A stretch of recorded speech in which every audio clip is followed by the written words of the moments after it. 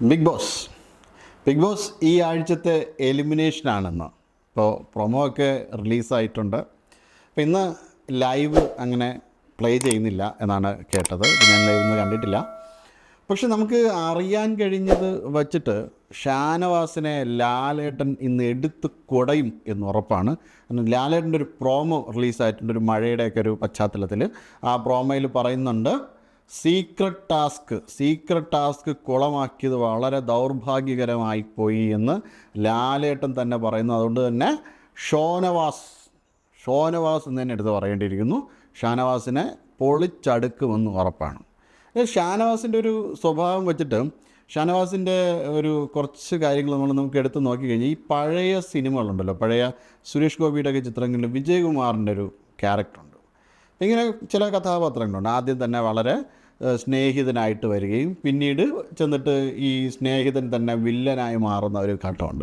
അതുപോലെയാണ് ഈ ഷാനവാസ് ആദ്യം വന്ന് അനീഷിനെ നല്ല രീതിയിൽ സൗഹൃദമാണ്, സുഹൃത്താക്കണം, ഐ ലവ് യു എന്നൊക്കെ പറഞ്ഞുകൊണ്ട് അനീഷിൻ്റെ അടുത്ത് പോവുകയും അത് കഴിഞ്ഞതിന് ശേഷം അവസാനം കരിവേപ്പില പോലെ മറ്റാൾക്കാരോട് ഗ്രൂപ്പ് കളിച്ച് അനീഷിനെ ഒറ്റപ്പെടുത്തുകയും ഇപ്പോൾ ഒരു വില്ലൻ്റെ റോളിലാണ് ഷാനവാസ്. മീശ പിരിച്ച ഒരു വില്ലൻ്റെ റോളിലാണ് നമുക്ക് ഷാനവാസിനെ ബിഗ് ബോസിൽ കാണാൻ പറ്റുക. അത്രത്തോളം ഷാനവാസ് അധപ്പതിച്ച് കഴിഞ്ഞു.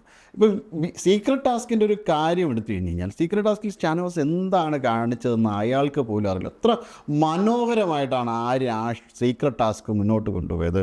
ഓരോ ആൾക്കാരെ ആര്യൻ തിരഞ്ഞെടുക്കുന്നതിലും ആര്യന് വളരെ നല്ല രീതിയിലായിരുന്നു ആര്യൻ തിരഞ്ഞെടുത്തത്. അത് അക്ബറിനെ തിരഞ്ഞെടുക്കുന്ന കാര്യത്തിലായാലും ലക്ഷ്മിയെ തിരഞ്ഞെടുക്കുന്ന കാര്യത്തിലായാലും എല്ലാവരെ തിരഞ്ഞെടുക്കുന്ന കാര്യത്തിലും വളരെ നല്ല രീതിയിലായിരുന്നു തിരഞ്ഞെടുത്തത്. പക്ഷേ അവസാനം ഷാനവാസിനെ തിരഞ്ഞെടുക്കുക, അതും ഷാനവാസിനെ തിരഞ്ഞെടുക്കുന്നത് ആര്യൻ്റെ ഒരു സ്വയം ചിന്തയുടെ ഭാഗമായിട്ടോ ആഗ്രഹത്തിൻ്റെ ഭാഗമായിട്ടോ ഒന്നും അല്ല.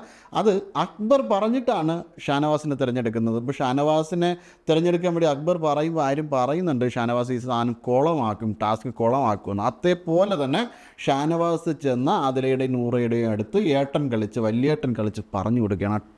ടാസ്ക് കംപ്ലീറ്റ് ആയിട്ട് കുളമാക്കി. എന്തും നല്ല രീതിയിൽ ഒരു പക്ഷേ ഈ സീസണിലെ ഏറ്റവും മനോഹരമായ രംഗങ്ങളായിട്ട് ഏറ്റവും മനോഹരമായി മാറ്റേണ്ട സീക്രട്ട് ടാസ്കിനെയാണ് ഷാനവാസ് കൊണ്ടുവന്ന് കുളമാക്കി കൈ കൊടുത്തത്.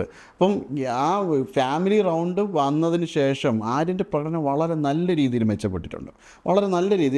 അപ്പോൾ ആ ഒരു നല്ല രീതിയിൽ പോയ ഒരു അറ്റ്മോസ്ഫിയറിനെ ഷാനവാസ് കുളമാക്കി. ഇനി ആദിലയുടെ നൂറയുടെയൊക്കെ കാര്യം എടുത്തു കഴിഞ്ഞ് കഴിഞ്ഞാൽ, ഈ ആദിലയും നൂറയും ഷാനവാസും എല്ലാം കൂടെ ഗ്രൂപ്പ് കളിച്ചിട്ട് സത്യത്തിൽ ആ ഗ്രൂപ്പ് മൊത്തത്തിൽ എലിമിനേറ്റ് ആവാൻ പോകുന്ന ഒരു ലക്ഷണമാണ് ഇപ്പോൾ കാണുന്നത്. ആ രീതിയിലാണ് ബിഗ് ബോസ് മുന്നോട്ട് പോകുന്നത്.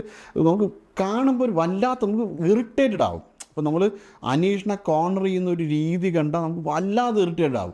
സത്യത്തിൽ അവരങ്ങനെ ചെയ്യുന്നത് ഒരു തരത്തിൽ നല്ലതാണ്. കാരണം അവരെ കൂടുതൽ എക്സ്പോസ്ഡ് ആയിക്കൊണ്ടിരിക്കുകയാണ്. കൂടുതൽ എക്സ്പോസ്ഡ് ആകുമ്പോഴത്തേക്കും പ്രേക്ഷകരുടെ വോട്ട് കംപ്ലീറ്റ് അനീഷിലേക്ക് പോകും. ഇവർ ഈ പറഞ്ഞ PR ആരോപണമോ എല്ലാ രീതിയിലുള്ള ആരോപണം നേരെ അനീഷിന് പോസിറ്റീവായി മാറുകയാണ് ബിഗ് ബോസിൽ ചെയ്യുന്നൊരു കാഴ്ചയാണ് നമുക്ക് ഈ ആഴ്ചയിലും കാണാൻ പറ്റുന്നത്. അതുപോലെ തന്നെ ഈ ലക്ഷറി ബഡ്ജറ്റിൻ്റെ ഷൂട്ടിൻ്റെ ഇടയിൽ സംഭവിച്ച ഒരു കാര്യം എടുത്തു കഴിഞ്ഞാൽ, ലക്ഷറി ബഡ്ജറ്റിൻ്റെ ഷൂട്ടിൻ്റെ ഇടയിൽ സംഭവിച്ച കാര്യം നമ്മൾ കാണുമ്പോൾ അറിയാം. നെവിൻ്റെ ഒരു വല്ലാത്തൊരു സ്വഭാവം ഉണ്ടല്ലോ, തല ആട്ടി മറ്റുള്ളവരെ ഡിസ്റ്റർബ് ചെയ്യുക എന്ന നെവിൻ്റെ ഒരു ക്യാരക്ടറാണ്. നമുക്കത് കുറ്റം പറഞ്ഞിട്ട് കാര്യമില്ല, അയാളൊരു കുറേ നാൾ കൊണ്ട് അഡോപ്റ്റ് ചെയ്യുന്ന ഒരു ക്യാരക്ടർ ആയിരിക്കാം അത്.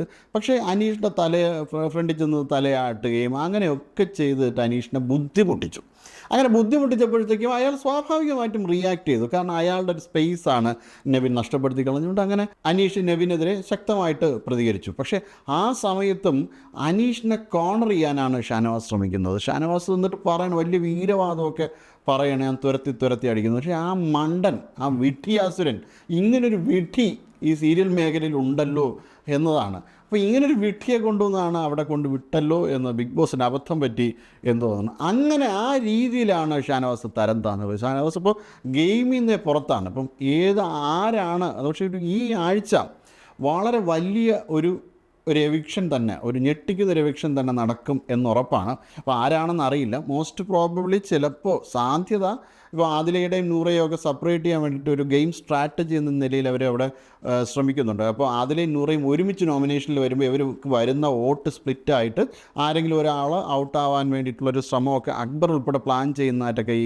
അറിയുന്നുണ്ട്, അവരുടെ സംസാരത്തിൽ നിന്ന് ആദില പറയുന്നതായിട്ട്. അപ്പം ആദിലയും നൂറയും അങ്ങോട്ടും ഇങ്ങോട്ടും കമ്മ്യൂണിക്കേറ്റ് ചെയ്യുന്നു. നൂറ എന്ന് പറയുമ്പോൾ നൂറ ഒരു കൂറ പോലെ എന്നൊക്കെ നമുക്ക് പറയാൻ പറ്റുന്നു. മീൻസ് ആ ഒരു വലിയ രീതിയിൽ ഈ എന്താ പറയുക, ഒരു ബിഗ് ബോസിൻ്റെ ആ ഒരു മത്സരത്തിൽ നിന്ന് പറ്റിയ ആളല്ല എന്ന് നൂറ തെളിയിച്ചുകൊണ്ടിരിക്കുകയാണ്. അപ്പം അങ്ങനെ കുറേ അധികം ആൾക്കാർ ആ ഗ്രൂപ്പുകളിലൂടെ എത്ര മനോഹരമായി കളിച്ചുകൊണ്ട് വന്നിരുന്ന ആളാണ് നൂറ.